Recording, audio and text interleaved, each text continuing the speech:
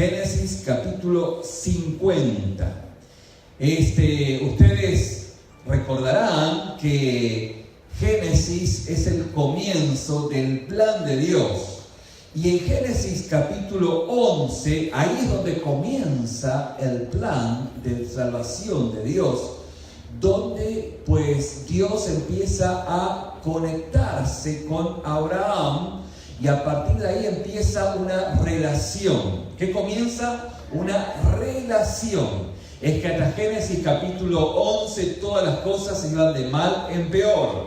Empezó con Adán y Eva, que fue un pecado, obviamente, un pecado que fue muy fuerte y significativo, pero luego en lo que fue Caín y Abel, pues parecía que fue nada. O sea, fue fuerte el de Adán y Eva, pero Caín y Abel fue mucho más fuerte. Fue ya un fratricidio. Y luego vino la Torre de Babel, vino Noé, el arca de Noé, y venía todo en declive. Parece que la maldad no tenía fin, no tenía límite. Y en Génesis capítulo 11, pues Dios empieza a entablar una relación con un hombre, que luego se extendió a un pueblo.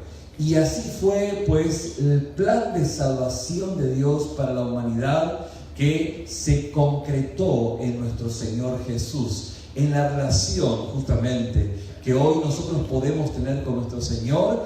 Y esto es parte esencial de ese propósito de Dios que aún comenzó en el libro de Génesis. Y fíjense que la historia de José es parte de pues la imagen de lo que vendría a ser luego nuestro Señor Jesús. Es, como los teólogos dicen, un prototipo, alguien que se asemeja, que tiene facciones que son parte de esa imagen que justamente va mostrándonos a nuestro Señor Jesús. Y en nuestra reflexión pastoral, bíblica y teológica de crecimiento espiritual, en nuestra experiencia con Dios, vamos justamente en esta noche a ahondar acerca de aquel sufrimiento del cual el diablo odia. ¿Hay un sufrimiento que el diablo odia? ¿Acaso el precursor del sufrimiento no es en definitiva el diablo y ahí va? Bueno, vamos a ver cómo se interrelaciona ese título, o mejor dicho, los textos que vamos a ver con el título que hemos puesto a la enseñanza. Y Génesis capítulo 50, versículo 20, dice José: vosotros, hablándole a sus hermanos, porque sus hermanos lo habían tratado muy mal, y ustedes conocen la historia se remonta a la venta de José pasando todas las peripecias, todos los problemas, José luego llegando al palacio del faraón, y luego siendo levantado por el faraón, todos detalles, obviamente hay muchos detalles en el camino, una hambruna, y primeramente una visión, una hambruna, y los hermanos de José se acercan a él y cumple pues el propósito del llamado que José tuvo de parte de Dios. Pero en un momento José reflexiona justamente ya en su edad adulta y dice: vosotros pensasteis hacerme mal. Es un resumen más o menos de toda la historia de José, que pues de una forma realista le plantea a sus hermanos la condición de sus hermanos y la acción de sus hermanos. Vosotros pensasteis hacerme mal, pero Dios, este pero es maravilloso, Dios lo encaminó a bien para hacer lo que vemos hoy. Hoy, pues los hermanos de José estaban pues liberados de la hambruna, las cosas le iban bien a la familia, y justamente esto era parte de la visión, o digamos el propósito de Dios en medio del sufrimiento. Dice: pero Dios lo encaminó a bien para hacer lo que vemos ahora, para mantener con vida a mucha gente. Mis hermanos, fíjense que nuestra desesperación por nuestro Señor en nuestros momentos más difíciles es algo que deberíamos considerar en que lo glorifica mucho más que tal vez una visión o un momento en donde todas las cosas están bien. Podríamos afirmar que nuestra desesperación por nuestro Señor en los días más difíciles lo glorifican tanto como y aún más que cuando justamente nos deleitamos en el Señor. Fíjense que pues esta percepción espiritual en quienes somos hijos de Dios nos ayuda a observar que es glorificado nuestro Señor aún y en momentos en los que pasamos situaciones más complejas, más difíciles, donde el sufrimiento se ve más apremiante. De hecho, podemos esperar ver más de nuestro Señor cuando tenemos menos que esperar del mundo. Cuando tenemos menos que esperar de las cosas del mundo, es como si tenemos una visión o, de hecho, podemos esperar más de nuestro Señor en función de que nuestra desesperación por Él en los días más difíciles a los que tenemos que enfrentar en nuestra cotidianidad, ¿qué creen? Lo glorifican al Señor tanto más que en los momentos de un verano soleado, espiritualmente hablando, donde somos felices como lombrices. No se crean, sino que, pero somos felices, pues todos los vientos van a nuestro favor y parece ser de que estamos bendecidos, prosperados y en victoria. Días que hay en la vida de los cristianos, Pero también hay momentos en los cuales no son tan así, pero podemos ver cómo esos momentos también van glorificando el nombre de nuestro Señor. Mis hermanos, la vida cristiana, de hecho, la verdadera espiritualidad, nunca puede tener una solución mecánica. Fíjense que es algo que nosotros, si bien lo vivimos en nuestra cotidianidad, pues no paramos a reflexionar y por lo tanto la ausencia de meditación nos lleva o nos va pues llevando a una manera de pensar de corte de microwave, todo rápido, pronto y lo más rápido posible. Sin embargo, la vida cristiana, la verdadera espiritualidad, nunca puede tener una solución mecánica. No es algo que 2 más 2 y ya. De hecho, la verdadera solución está siempre siendo dada a nosotros por parte del Señor en nuestra comunión con Dios momento a momento. Y esto es algo que, pues, quienes hemos madurado espiritualmente hablando, podemos compartir con la base y la esencia de justamente lo que la palabra nos va enseñando. De hecho, fíjense qué interesante, porque Isaías capítulo 40, versículo 31, dice: los que esperan al Señor renovarán sus fuerzas. ¿Y qué quiere decir esto? Bueno, esto nos afirma que el cristianismo real para todos los hijos de Dios aquí reunidos no puede ser mecánico, no puede ser una técnica, debe ser personal, porque Dios es una persona y nosotros también somos una persona. Y no hay una relación que usted establezca en términos personales a los cuales usted le dé solo 2 minutos. Usted necesita para entablar una relación personal más de 2 minutos, ¿sí o no? Necesita tiempo. Y en ese tiempo, en esa cotidianidad de su relación personal con Dios justamente, empieza a entender que el cristianismo real no puede ser algo mecánico, no puede ser una técnica, es algo personal.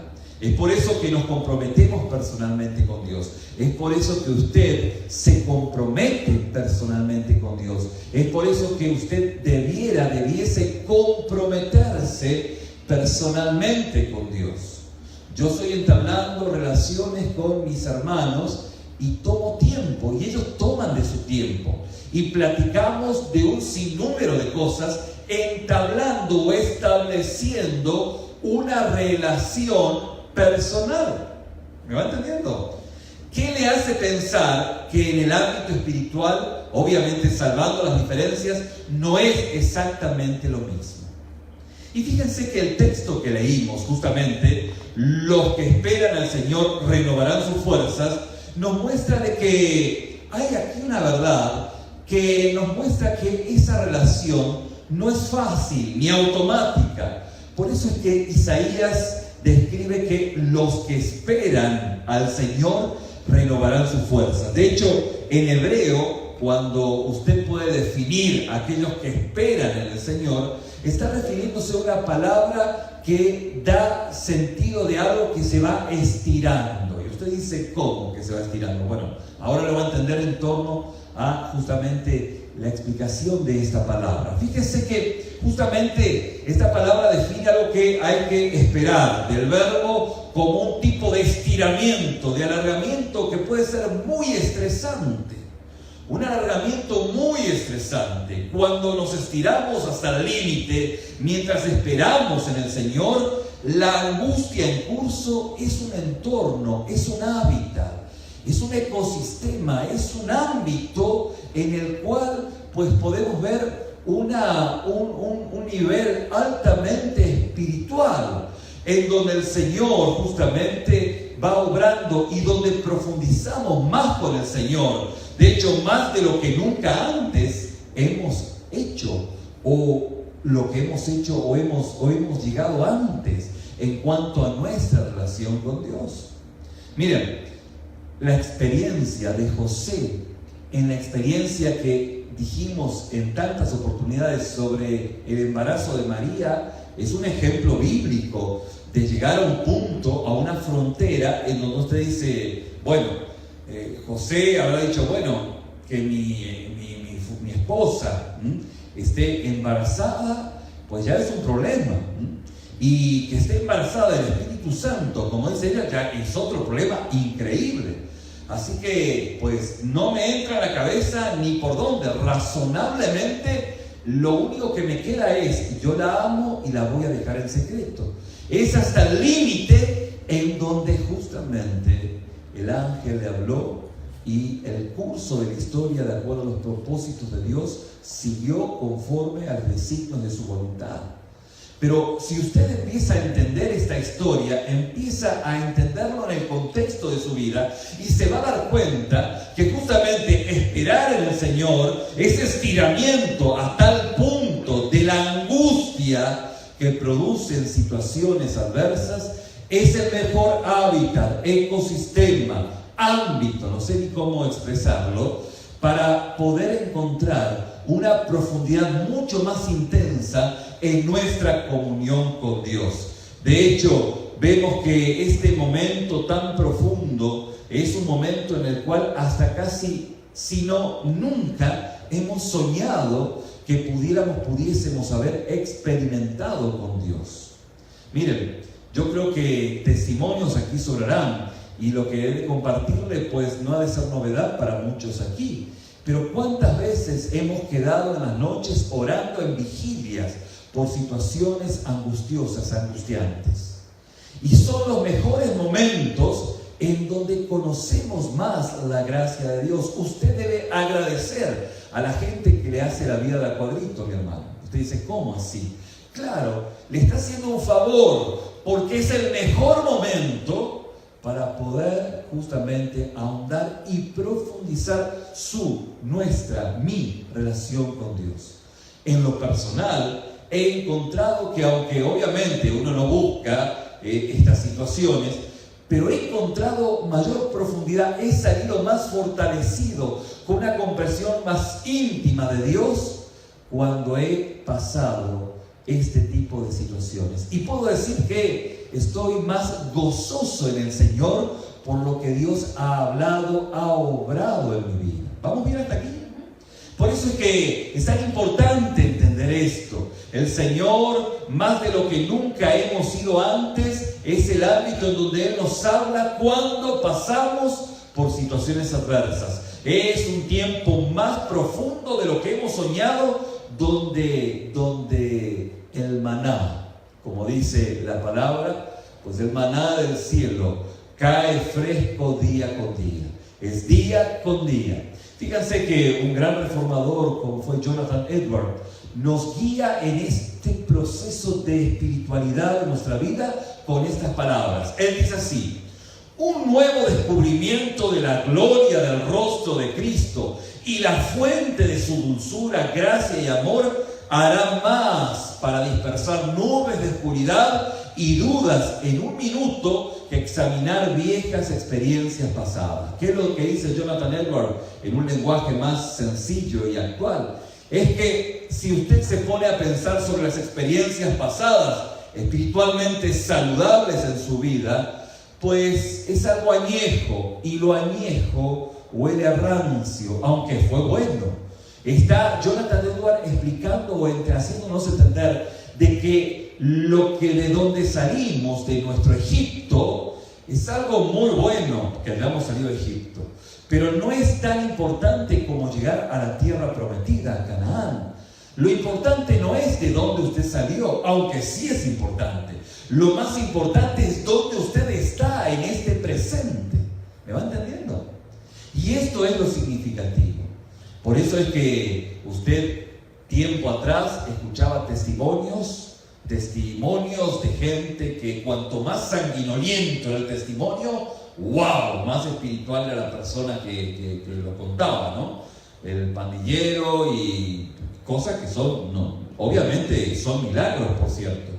Pero el punto es que está bien de dónde saliste. Ahora, dónde estás en la actualidad es lo más significativo. Por eso es que un nuevo descubrimiento de la gloria del rostro de Cristo y la fuente de su dulce gracia y amor hará más por dispersar toda la oscuridad presente que volver hacia atrás. Mirar hacia atrás con un anhelo de bendición pasada nos dejará totalmente decepcionados, porque la bendición de atrás, el maná de atrás fue para atrás, fue para el momento, fue para el día. Es necesario encontrar la dulzura de la presencia de Dios constante y sonante día con día. De hecho, mirar hacia adelante con expectativa nos mantiene abiertos a la novedad de la vida que viene desde arriba. Y esto justamente es la experiencia de lo que la palabra nos habla del rey David. Fíjense que en el Salmo 34, versículo 5 dice: los que lo miran, hablando al Señor, los que miran al Señor son radiantes y sus rostros nunca se avergüenzan. Mi querido hermano, si hoy pudiera, o como lo estoy mirando a usted fijamente a sus ojos, podría decirle a mi hermano de que aún Jesús experimentó instancias, fue tentado con sentimientos de imposibilidades, aún de inutilidades, en donde el susurro del enemigo constante y sonante atacó su mente. Pero justamente, mi hermano, nuestro Señor entiende lo que usted hoy está pasando. Y confíe usted en su gracia soberana día con día. Esto ha de producir en su ser, pues, esa vivencia espiritual que ha de llevarlo no hacia el pasado, sino hacia el presente, donde en su presente ha de ver justamente el futuro que el Señor, conforme a sus propósitos, le ha determinado. Esto lo ayuda justamente a salirse de visiones maravillosas, cosas que Dios ha hecho en un pasado, pero Dios lo quiere en términos reales en su presente. Y mientras, fíjese qué interesante, mientras yo más camino con Jesús, mientras usted más ha de caminar con el Señor, ha de ver que los pacientes a menudo son aquellos que tienen acceso más accesible, por decirlo de una forma, hacia la felicidad. Pacientemente esperé en el Señor. Mientras justamente usted va caminando en Cristo, se da cuenta que aquellos quienes son pacientes, ¿cómo son? Pacientes. Diga conmigo, pacientes. Pero ahora con convicción. Pacientes. Muy bien, muy bien. No lo noto con tanta convicción, pero no hay problema. Tampoco es dibujar la convicción donde no la hay, ¿no? O sí la hay, ¿sí? Es un poco el sueño del viernes nomás, ¿no? Pero es algo que nos ayuda a estar descansando en el Señor, pacientemente. Y fíjense que a medida que voy viviendo, voy envejeciendo físicamente hablando, me doy cuenta que aquellos quienes son pacientes en la vida, sinónimo de fe, pacientemente esperé en el Señor. Entonces son aquellos quienes tienen mayor acceso justamente a ese secreto de la felicidad. Mis hermanos, como les dije al principio del mensaje, solía pensar que Satanás amaba el sufrimiento, que era su arma preferida contra nuestra fe. Pero me he dado cuenta que Dios se vale del sufrimiento para llevarnos a instancias en donde necesitamos desesperadamente de su obrar, que esa situación glorifica más al Señor que los mejores momentos de gloria que pudiésemos haber vivido. De hecho, el diablo ha observado durante miles de años, mientras que Dios ha tomado todo lo que significaba totalmente terrible, y ha visto cómo el diablo ha visto cómo aquellos hombres de Dios han tomado de la dificultad aquella gracia y se han encontrado una profundidad más íntima con el Señor. Fíjense, por ejemplo, el apóstol Pablo fue encarcelado una y otra vez, golpeado con varas, difamado por sus enemigos, azotado, apedreado casi hasta la muerte, a menudo privado de comida, agua, refugio y sueño, en peligro de los ríos, peligro de ladrones, peligro de su propia gente, peligro de la ciudad, peligro en el desierto, peligro en el mar, aún peligro de los falsos hermanos, como el apóstol Pablo lo dice en la carta a los Corintios, en la segunda carta, del versículo 26 del capítulo 11. Y sin embargo, fíjense que en la misma carta, en el versículo 10 del capítulo 6, dice: regocijaos siempre en el Señor. Usted dice, ¿cómo así? Una persona que le fue como mal, como en fe iba a decir, pero le fue mal, y puede pues decir y declarar: regocijaos en el Señor siempre. Fíjense que el jefe de los prisioneros podría escribir desde la soledad y la angustia, como era el apóstol Pablo, ¿no? Alégrense siempre en el Señor. Otra vez diré, regocíjense, escribiendo el apóstol Pablo a la iglesia en Filipos, en el capítulo 4, versículo 4. De hecho, Pablo pudiera parecer anormal y extraordinario, incluso espectacular. Usted podría decir, wow, qué hombre, qué capacidad de resiliencia, no resistencia. Resiliencia es el cuero, pues que uno va adquiriendo en medio de las dificultades. Es como que ya lo golpearon tanto, que se armó tanto un callo. Qué genialidad en la vida de Pablo. De hecho, en algún punto, cuando justamente era más joven, físicamente hablando, pensé que esa experiencia del apóstol Pablo, fíjense que se me llegó por la cabeza, pensé que eso era una anomalía. Es como aquel que tiene un zapato que le queda medio apretado y se forma un callo. Eso es una anomalía. Pensé que la actitud de Pablo era una anomalía, hasta que empecé a presenciar cada vez más a hombres y mujeres en estos 25 años de ministerio y mi propia vida personal como el apóstol Pablo, donde estaban desafiados, donde sus pruebas eran inconcebibles, conflictos y cáncer, por ejemplo, traición y abandono como el apóstol Pablo, persecución y pérdida, con una sorprendente alegría en Dios. Y empecé a notar que la actitud de Pablo y la actividad del apóstol Pablo no era una anomalía, no era un callo, pues. Era parte de la experiencia real y normal de aquellos que saben esperar en el Señor. De aquellos que entienden, tal vez no con todas las palabras que hoy estamos explicando, pero por el Espíritu entienden de que tienen que aguantar, que tienen que resistir, y que cuando la cosa se llega a la frontera, Señor, hasta acá llegué. Y es ahí donde, pues, Dios me habla. ¿Y por qué tiene que ocurrir esto? Honestamente, no lo sé. Pero que pasa, pasa. Que así como al apóstol Pablo le ha pasado, seguramente a usted le pasó. Y si a usted le ha pasado y usted ha resistido, a esta situación, quiero decirle de que Dios mismo, en su providencia, como decimos tantas veces, está edificando su vida y quiere ponerle este aditamento, esta providencia de dolor. Así como hay providencia de gozo, de alegría, de felicidad, de bendiciones sobreabundantes, también hay esta bendición, que no suena tanto a bendición, por cierto, pero es una providencia de sufrimiento en la que conocemos a Dios de una forma única y personal. De hecho, es una sorprendente alegría que experimentamos cuando sabemos y entendemos y vivimos entendiendo de que Dios se vale de estas situaciones para hablarnos y es glorificado, sino más de lo que nosotros vivimos cuando estamos pasando los tiempos de alegría, de felicidad, de verano espiritual. De hecho, si lo vemos cuando justamente nos arrojan al desierto del sufrimiento, de hecho vemos cómo el Señor nos llevará a santuarios secretos de paz, de fortaleza, de esperanza e incluso alegría, como decían los primeros cristianos. El Señor me lleva justamente a ese ámbito de cuidado, de fortaleza. ¿Y dónde lo encontramos? Pues lo encontramos fácilmente en la experiencia del rey David.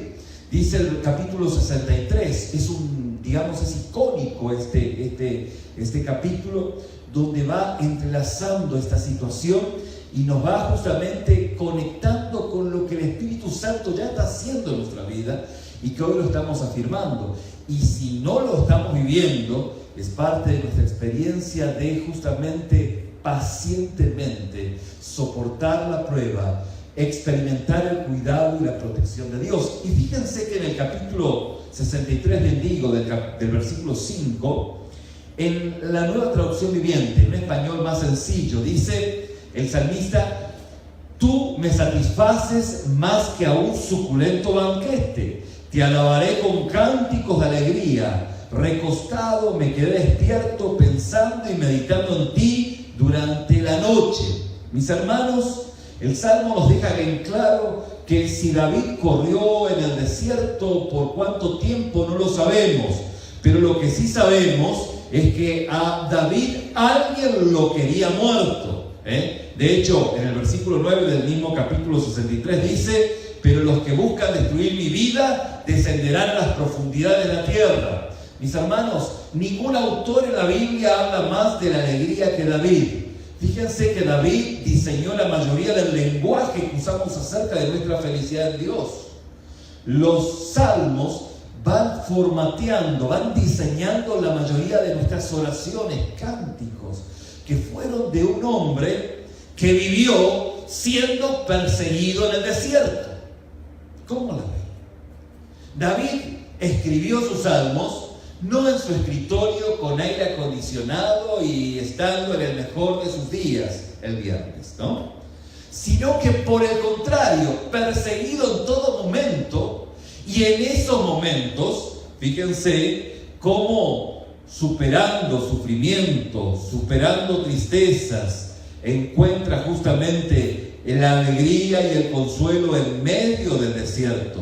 Durante esos días, semanas e incluso años en que Dios lo llevó a través del dolor, la debilidad, la pérdida o el sufrimiento. Usted puede decir: pastor, esto queda bien para mí, porque esto puede ser una experiencia que yo estoy viviendo o que he vivido o que tal vez viviré, porque aquí nadie queda exento. Y podemos encontrar en la experiencia de David cómo en medio de situaciones adversas pues externó el gozo en el Señor. También podemos ver que David se deleitó en justamente lo que él tenía, esa percepción de nuestro Señor. Justamente este sábado una hermana, me hacía una pregunta muy buena. Me decía: pastor, ¿cómo puede ser que Dios haya perdonado a David? David siendo un perverso, David siendo un homicida, David siendo un violador, ¿cómo Dios lo perdonó? Y fíjense que David tenía la percepción espiritual, que sabía que en el arrepentimiento había un Dios misericordioso. Y de hecho, Dios no puso el pecado de David bajo la alfombra. Dice Romanos que el Señor pues perdonó los pecados de la humanidad en Cristo Jesús. O sea que la obra de Cristo en la cruz del Calvario alcanzó aún el pecado de David, hombre que al arrepentirse, justamente el profeta Natán le dice, bueno, no morirás. Y uno dice, ¿cómo que no va a morir? Debe morir este David. No morirás. ¿Y cómo que no murió?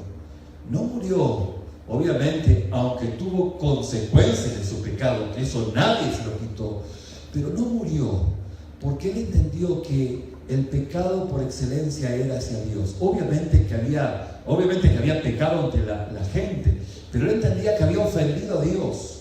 Él había entendido que su corazón era perverso, por eso dice, límpialo hasta lo más profundo.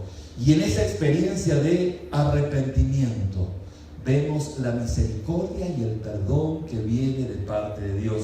Por eso que David, en esa percepción espiritual, encuentra en el futuro, que aún no estaba escrito, la obra de Cristo en un Dios que en misericordia lo perdonaba a consecuencia de sus pecados. Por eso vemos que las canciones que David nos enseña sobre el gozo en Dios tienen que ver justamente en la experiencia que él tiene en los momentos de dificultad. Sus enemigos lo habían echado justamente de la santa ciudad. Satanás trató de alejarlo de Dios, y en lugar justamente de esta situación, aunque todo se veía totalmente oscuro, pues llegó un tiempo, un momento en donde sus mejores alabanzas exaltaron y exaltaban el nombre de nuestro Señor. De hecho, la vida que alguna vez fue cómoda y segura de David fue destrozada, pero su alegría se mantuvo, y aún más era profunda día con día. Incluso en el desierto de la deserción, del engaño, de la insurrección, su alma estaba bien alimentada cuando vio a nuestro Señor, cuando vio a Dios, cuando pudo confiar en Dios en medio de todo sufrimiento. Por eso el verdadero gozo en Dios, pues es algo que no depende de las circunstancias, sino que depende de nuestra relación íntima y personal en medio de cualquier adversidad. Solo unos pocos versos antes, justamente David nos muestra la tristeza, la ansiedad, y admite la sequedad a través del fuego de la aflicción. Y luego él grita en medio de su angustia lo que dice el Salmo 63. Oh Dios, tú eres mi Dios, en el versículo 1. De todo corazón te busco, mi alma tiene sed de ti, todo mi cuerpo te anhela en esta tierra reseca y agotada donde no hay agua. Podemos encontrar justamente en medio del dolor un tiempo donde la resistencia, esperando pacientemente en Dios, profundiza nuestra espiritualidad. Y es esa roca que nos aferramos, y es aquello que nos va sosteniendo en el gozo del Señor, ¿sí? Decía un profesor, más que amigo, fue amigo luego, ¿no? Pero profesor del seminario, decía, estamos escondidos con Cristo en Dios, pero a veces Dios abre los dedos y permite que pase el sufrimiento, ¿sí? Pero como sea, el sufrimiento lo vivimos sostenidos en Dios y protegidos, sostenidos en Cristo y protegidos en Dios. Y justamente es parte de la experiencia cotidiana. Fíjense cómo la verdadera alegría no tiene que ser sonriente, tanto en la experiencia de Pablo como en David. Es igual justamente en momentos donde está manchada por la adversidad, por las lágrimas, y es en ese lugar donde encontraremos una espiritualidad más intensa en nuestra cotidianidad con el Señor. Volviendo a la experiencia de José en Génesis capítulo 50, aunque todo se haya visto para mal, Dios lo transforma para bien. Romanos capítulo 8, versículo 28, tiene una amplia conexión con Génesis capítulo 50. Porque aunque las cosas no sean buenas, Dios tiene el poder de transformarla para bien. Pero es en medio de esa resistencia. ¿En medio de qué? Resistencia. Conmigo, resistencia. No se me salga, ¿sí? No se me agüite, no se me salga del camino. Iba a decir una palabra, pero no sé qué tan vulgar puede ser, ¿sí? Porque he encontrado muchos hermanos mexicanos que me han dicho muchas cosas que parecen buenas, pero luego podrían ser medias no aptas para el púlpito. Pero, o sea, no se me salga del camino. Lo que quiero decir, no se me salga del camino. Por cierto, no se preocupe, igual lo miré en Google y no son malas palabras, son palabras muy, muy comunes, pues. Pero en la comunidad, en las empresas pueden ser vulgares desde un púlpito, ¿bien? Entonces, a lo que voy justamente es que no se me salga del camino, es la perseverancia, la permanencia en medio de cualquier adversidad, ya que Dios justamente nos sostiene. Dios no parece ser menos placentero cuando somos débiles, frágiles o espiritualmente hambrientos. Si en nuestra debilidad le clamamos, si en nuestra fragilidad nos apoyamos en nuestro Señor, si en nuestra hambre y sed sabemos que solo Él nos va a satisfacer, Él se vuelve de lo más placentero. Mis hermanos, es una experiencia que es vivida en todos aquellos que conocemos a Dios. Y justamente es algo que debemos replicar en nuestra experiencia espiritual. De hecho, Dios justamente se ve maravilloso. Dice el versículo 5: tú me satisfaces más que un suculento banquete. Te alabaré con cánticos y alegría en medio del desierto. No estamos hablando del mejor de los momentos de David, sino que en los momentos más dificultosos. De hecho, mis hermanos, Satanás puede despreciar nuestro sufrimiento porque sabe que con frecuencia ese sufrimiento se vuelve contraproducente para él. ¿Por qué? Porque sabe que nosotros como hijos de Dios, en medio del sufrimiento nos fortalecemos en Cristo. Por ahí el diablo quiere que nuestros días sean todos viernes, ¿sí? Entienda la alegoría. Y así nos dormimos, y en ese adormecimiento es donde Él puede hacer de las suyas. Por eso es necesario estar despiertos. Cuando el sufrimiento comienza a servir a nuestra alegría, Dios puede construir ese santuario ardiente y refrescante en medio de cualquier desierto que estuviese usted viviendo. ¿Cómo la ve? Por eso, mi hermano, la cotidianidad de las cosas, la rutina, pero no la rutina espiritual, sino los elementos rutinarios que lo adormecen, esa estrategia del diablo justamente para alejarlo de una vida real, estar despierto, lejos del pijama, estar despierto, y en ese estar despierto espiritualmente hablando, puede encontrar el refugio que viene de parte de Dios. De hecho, el Señor convierte nuestros desiertos en lugares para que exploremos y expresemos mayor profundidad de deleite en Él. Es el momento donde encontramos profundidades en Dios como nunca antes pudiésemos haberlo experimentado. Mis hermanos, es una experiencia que muchos hemos vivido.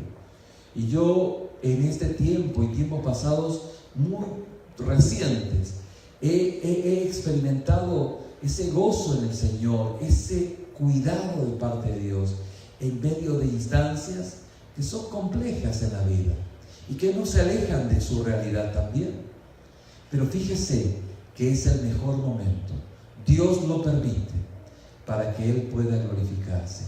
Y Dios encuentra mayor gozo, deleite en un alma que está desesperada, sin nada que esperar del mundo, que aquellos que están viviendo en una vida, en un freeway medianamente suave, o así se lo imaginan.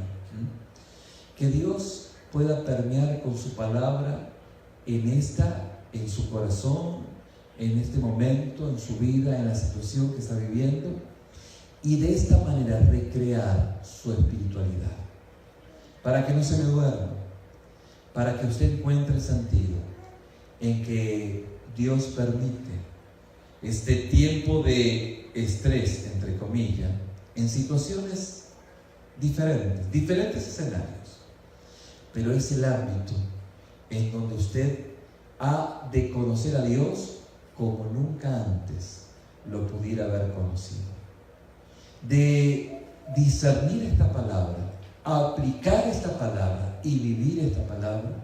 Su espiritualidad ha de ser transformada. Digamos que su rutina espiritual ha de tomar más peso, y ha de justamente recrearse en los momentos de sequedad, tanto así como lo expresa el salmista. Vamos a ver. Padre, te damos gracias porque cuando nos regocijamos en la autenticidad probada de nuestra fe, Señor, nuestra fe se refina a través del fuego, aquel fuego, Señor, de tu Espíritu que hace que podamos ser refinados, y ese refinamiento es justamente lo que tú quieres hacer en nuestras vidas. Padre, cuando atesoramos lo que nuestro sufrimiento puede producir en nosotros, experimentamos que tú estuviste ahí, que nada se te fue de control. Pero queremos aprovechar ese tiempo, aprovechar esa enfermedad, aprovechar esa situación en la que hoy estamos viviendo y que a ti no se te ha escapado de tu voluntad. Padre, recrea, Señor, la vida de tus hijos, los que hoy están en este auditorio y los que están escuchando en el lugar que estén. Padre, fortalece sus vidas. Padre, empieza a producir ese fuego de tu Espíritu en sus vidas. Señor, llénalos con tu presencia, porque claramente ese sufrimiento el diablo odia, pero tú lo permites porque nos lleva a una mayor comunión contigo. Padre, porque cuando no sabemos qué hacer, como hijos tuyos, sabemos a dónde ir. Y vamos corriendo a tu gracia, a tu trono de gracia, lugar donde encontramos oportuno socorro. Gracias, Señor. Gracias por esta eterna verdad, profunda verdad, que como hijos de Dios, hoy, Señor, se adhiere a nuestro corazón. Sabemos que era lo que nos estaba faltando para dar más velocidad y empuje a nuestro caminar como hijos tuyos. Gracias, Señor, por ello. Ayúdanos a entenderlo, discernirlo y aplicarlo en cada una de nuestras vidas, en diferentes escenarios y situaciones que estamos viviendo. Especialmente para aquellos, Señor, quienes están pasando por un ámbito de enfermedad. Pero no se limita a ellos, Señor. Por aquellos quienes, Señor, están sufriendo, padeciendo. Padre, te pido que sea tu gracia que les dé entendimiento, porque en ese entendimiento van a encontrar el gozo que proviene de ti. Te lo pedimos y te lo agradecemos en el nombre de Cristo Jesús.